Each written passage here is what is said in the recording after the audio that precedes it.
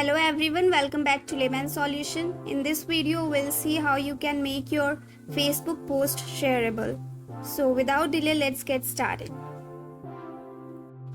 Go to Facebook and click on the hamburger option, Settings. Now scroll down to Post. Click on Who can see your future post and make it public. Here you can see the profile is private, so I cannot change this. In order to change this, I need to unlock the profile. So here you can see, click on OK. So now the Facebook profile is public. Go to the same option, select the option public. Now let us see the second method.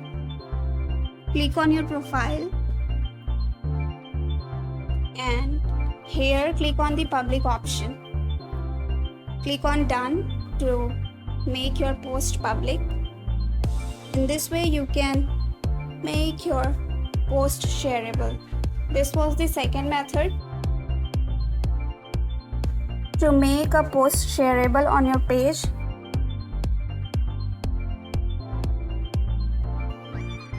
click on it. Click on the three dot option at the top. From here your post can get shared. So this was the third method. Now suppose if you want to make your post shareable after posting it on your Facebook profile, then go to that post, click on the three dot option at the top and click on Edit Post.